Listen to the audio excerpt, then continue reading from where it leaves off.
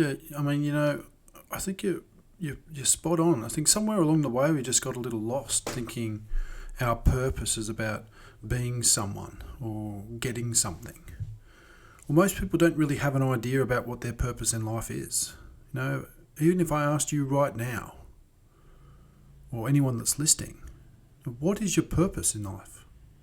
What is your purpose? Seems such a simple question, right? It's difficult to answer because we never really spend any time discovering who we are. Now, when was the last time you took an hour or two just getting to know you without any of the frills? Now, we know that building any sort of relationship with anyone takes time. You can't just expect to know everyone instantly, right? No one these days just gives up all their secrets on the first date. Most people are holding back who they are as we're so scared of being judged. We begin to play a character at the start. That character is who we believe that person wants to see, because that's the character we've played so many times for so many other people, all the way back to being a kid. We never really played our character. We played the character that other people wanted us to play. Although I would question my kids. They definitely seem to be playing their own roles. But, I mean, in general, this is the reason that so many relationships break down, from the psychotherapeutic background. I find that a lot of the people just get tired of playing the role that they never really wanted. It's exhausting not being ourselves. We start getting down because not only do we have to put the mask on at work, but now around someone that we are supposedly in love with. We have a different mask for them too. And so when we, just going back on that point again, in particular, people who think that they're spiritual and they have partners that aren't. I see that so often, so many men and women. One of the two just don't understand why they're getting into meditation, why they're getting into yoga, why they're looking into trying to manifest some sort of spiritual existence, And so when we come to get to know ourselves, we realise we've just got so many masks, so many roles, so many characters, we can forget actually who we are. For example, I used rugby as a way of getting through my depression. For years, I had an awesome group of lads. There was a wonderful emotional release on a rugby pitch. The image of being a rugby player really helped me distract myself from the hurt that I was feeling. So I became the perfect rugby player, drinking, swearing, chauvinistic. Now, don't get me wrong, I've met some of the most wonderful people I know playing rugby. But I realised later on that all I was doing was distracting myself from who I was, who this thing inside the Dan Island puppet was. And this being was, lost, completely lost. I didn't have a clue who I was. I had no purpose. I didn't have a clue who I wanted to be. No real purpose at all.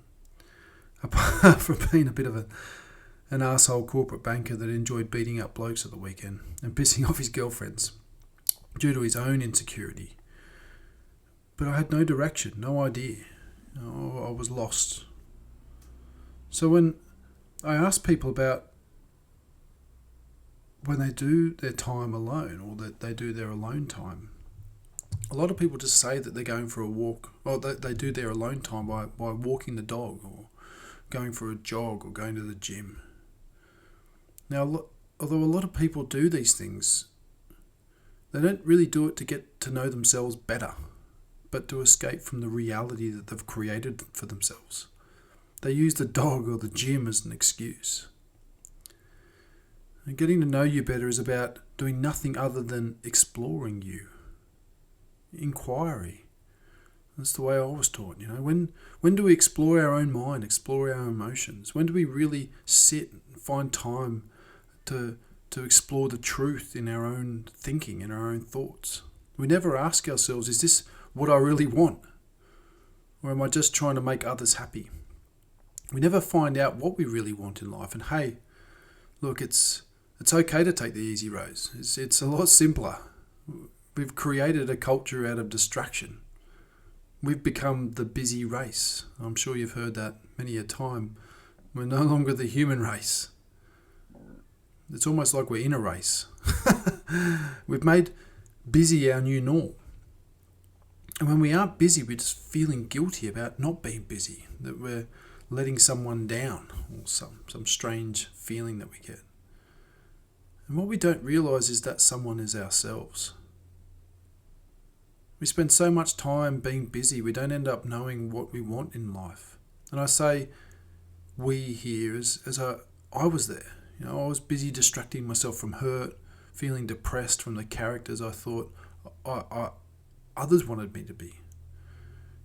When we don't know what we want in life, we struggle to focus and we become unhappy and unfulfilled, living a life trying to find something else to just distract ourselves. So I guess you're wanting to know how we can improve it, right? Or how we can begin to get to know ourselves better. Start asking. And a great place to do this is during meditation. The conversations we have been so superficial, and I'd place a 100% bet right now. If you started to ask yourself questions, we would end up following the same sort of path. Because questions like, how do I heal? What do I truly want in life? Who am I really? Am I happy in this character that I'm playing? These are tough questions, really tough questions. So we start with the superficial. The only thing I would say in these superficial questions of ourselves is this idea of being honest. There's no point lying to yourself anymore. You want to start to live a life of purpose, then honesty has to be at the forefront. And what I used to do when I realised I wasn't being totally honest to myself, I just gently pull myself up and say, that's a lie. No, expect your mind to want you to not do this as well. When you do it, it's going to say to you, nah, let's get out of here, stop wasting your time. It'll tell you that you've got a million other things that are 10 times more important than you, which is the biggest lie in the world. And when you get up and listen to that voice that tells you that all this is a waste of time, you will feel momentarily better if you listen to it. Although your purpose, your meaning remains completely unanswered. So spend some time meditating, find a good teacher, listen deeply, and then start listening to you in the same way. Get to know you better.